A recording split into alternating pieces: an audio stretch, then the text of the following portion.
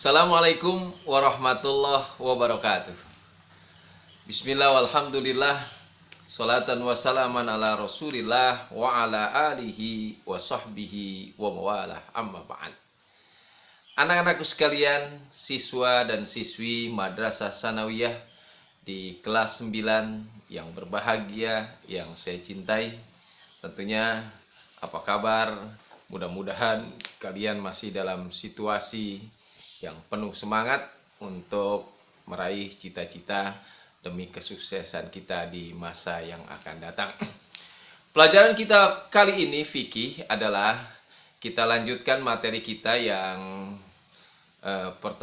pada pertemuan yang lalu kita sudah bahas tentang utang piutang, dan saya berharap kita tidak jadi penghutang tapi memberikan hutang, jangan hutang jadi kebiasaan. Nah, kita lanjutkan dengan gadai. Gadai atau bor. Gadai yaitu menyerahkan barang sebagai jaminan untuk mendapatkan pinjaman. Jadi, gadai itu adalah menyerahkan barang berharga yang kita miliki sebagai jaminan untuk mendapatkan pinjaman. Kita ingin pinjam uang 5 juta. Tapi kan belum tentu orang percaya sama kita. Maka untuk menambahkan keyakinan kepercayaan akan uang yang kita pinjam, maka kita jadikan motor kita, umpama motor Mio, sebagai jaminan untuk mendapatkan hutangan yang kita dapat. Itulah gadai. Nilai barang yang digadaikan dihargai lebih rendah dari harga yang sebenarnya. Kalau motor harganya 10 juta ya paling dihargai 5 juta. Sehingga apabila hutang itu tidak dibayar, maka barang jaminan tersebut dapat dijadikan sebagai tebusannya. Jadi kalau kita nggak mampu bayar, punya uang 5 juta, ya itu sebagai tebusannya, gitu kan. Barang yang berfungsi sebagai jaminan ini umumnya berupa barang-barang yang mudah disimpan, berada di tangan pihak yang menerima barang gadaian. Apa misalnya yang bisa dijadikan barang gadaian atau bor gitu? Bisa emas, ya, apakah logam mulia gitu, pokoknya emas lah ya. Atau misalnya zaman dulu mah pakaian, televisi, kain sarung zaman dulu kan. Tapi mungkin saat ini itu kurang begitu berharga. Tapi biasanya barang-barang berharga, elektronik, kulkas, ya, emas, kendaraan itu ya, BPKB sebagai jaminan dan sebagainya. Akan tetapi jika berupa tanah, nah ini bisa surat-suratnya dijadikan jaminan. Atau di kampung bisa jadi hewan ternak dijadikan jaminan ya, oleh orang yang menggadaikan. Bahasa borg itu jaminan, itu dalam bahasa fikih disebut ar-rahnu ya. Rahnu itu jaminan atau borg. Borg ini atau boroh itu bisa diminta kembali oleh orang yang berhutang apabila hutangnya udah dilunasin, diambil lagi. Kalau hutangnya udah dilunasin, ya jaminannya diserahkan berdasarkan kesepakatan waktu pembayaran yang ditentukan tiba, 3 bulan, 6 bulan, atau 1 tahun. Dan apabila hutangnya tidak dibayar, maka boroh ini digunakan sebagai pengganti bayar hutang atau dijual untuk bayar hutang. Kemudian kelebihan hasil penjualannya itu dikurangi oleh nilai hutang perjanjian tersebut. Pas dijual jaminannya motor, hutangnya 5 juta, lakunya 7 juta, ya 2 jutanya dipulangin. Cuma memang kadang-kadang suka salah kaprah ketika minjem jaminannya motor, nggak lunas motornya diambil. Salah lah, harusnya dihitung dulu. Kalaupun motornya diambil, ditaksir harganya berapa, sisanya dipulangin, gitu ya. Jangan mau menang sendiri, mau dapat untung sendiri.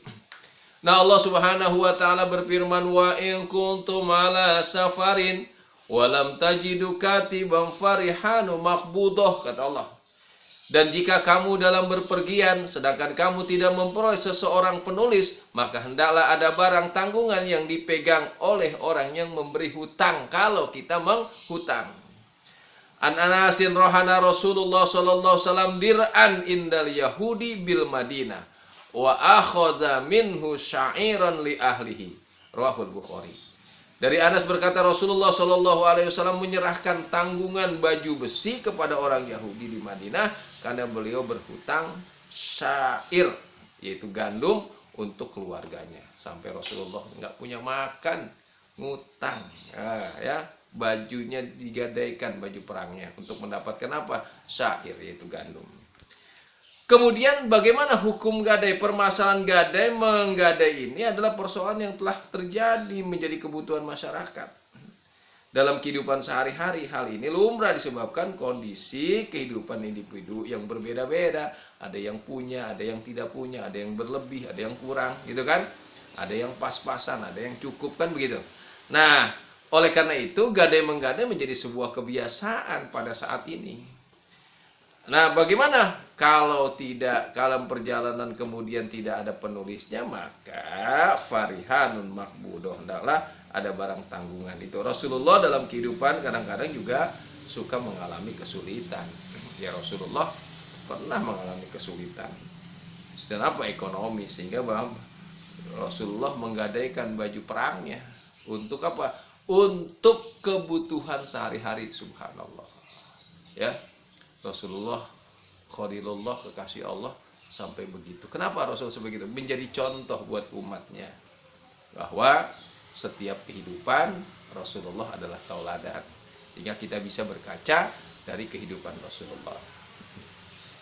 Nah, barang gadaian bila hilang di tangan yang menerima, barang gadaian hilang tanpa sengaja, tidak ada tuntutan apa-apa, artinya pihak menerima gadai tidak wajib mengembalikannya. Orang nggak sengaja hilangnya, gitu kan? Kecuali disengaja. Ya. Tidak wajib dipinjamkan oleh menggadai, dan sebaliknya hutang terlepas dari tanggungannya. Ya udah, hutang lunas karena barangnya hilang, kan gitu ya. Syarat-syarat rukun gadai: 1, orang yang melakukan akad menggadaikan dan menerima gadai. Jadi ada yang menggadaikan, ada yang menerima gadai. Itu syaratnya pertama, rukunnya. Kedua, barang yang digadaikan dijadikan jaminan. Apa yang dijadikan? Emas, mobil, kendaraan, ya, tanah, dan lain sebagainya. Ya. Kemudian ada sigot. Sigot itu apa ya? Ijab qabul, perjanjian. Saya pinjam uang dan saya serahkan barang gadaiannya. Ya, itu namanya sigot. Ada kata-kata. Syarat gadai: kedua belah pihak adalah orang-orang yang melakukan tindakan hukum seperti dalam jual beli. Orang gila, anak kecil tidak sah melakukannya. Jadi orang yang berakal sehat. Kemudian barang yang digadaikan adalah sesuatu yang dapat diterima atau dikuasai menerima gadainya bukan orang yang masih dalam penguasaan orang lain. Artinya apa? Mutlak barang yang dijadikan jaminan itu adalah barang miliknya, bukan barang milik orang lain atau belum lunas keadaannya. Kemudian menentui ketentuan administrasi apabila akan dilakukan penggadaian oleh pemerintah. Banyak tuh pegadaian-pegadaian. Nah, itu bisa kita menggadai barang-barang yang kita miliki. Manfaatnya apa? Manfaatnya adalah penyerahan suatu benda yang berharga kepada orang lain sebagai penguat dalam akad utang piutang. Borok hukumnya adalah boleh. Jadi hukumnya jais, ya. Boleh, jais. Qala Nabi sallallahu alaihi wasallam, la yuglaqur rahnu min sahibihi alladhi rohanahu lahu gonmahu alaihi gurmahu. Jaminan tidak menutupi manfaat terhadap orang yang punya barang, faedahnya mempunyai, dan itu wajib dibayar dendanya. Nah, itu Rasulullah Shallallahu Alaihi Wasallam mengingatkan tentang gadai. Jadi itulah gadai, pelajaran kita. Mudah-mudahan kita makin paham istilah-istilah dalam kehidupan sehari-hari, dan semakin tahu kita ternyata bahwa Islam adalah agama yang sempurna, bukan hanya mengajarkan ibadah sholat saja, ternyata mengajarkan kita aturan hukum tentang muamalah. Itu saja menjadi cukup bagi kita meyakini bahwa Islam adalah agama yang baik, bukan hanya agama yang mengajarkan ibadah, tapi mengajarkan tata cara kehidupan sehari. Maka kita akan katakan, raditu billahi robba wa bil islami dina wa bi Muhammadin nabiyya. Aku rela, ya, Islam sebagai agamaku dan Nabi Muhammad sebagai rasul dan utusanku. yakinilah itu sebagai ajaran agama kita. Berusahalah untuk menjadi orang yang soleh, menjadi hamba yang taat, tetap semangat belajar untuk cita-cita kita di masa yang akan datang.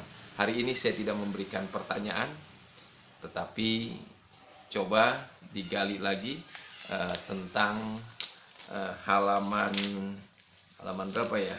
Halaman 19. Nah, itu dikerjakan halaman 19 di kertas folio bergaris atau di buku tulis. Kemudian di kertas lembar itu diserahkan ke sekolah di awal bulan, ya. Kemudian sambil melaksanakan kewajiban dititip oleh orang tua kamu. Itu saja. Sampai berjumpa pada waktu dan gelombang yang sama. Ya, ikan teri dari Cikini, ambil satu, tolong pepesin. Saya kira cukup di sini. Nanti kita bisa terusin. Wassalamualaikum warahmatullahi wabarakatuh.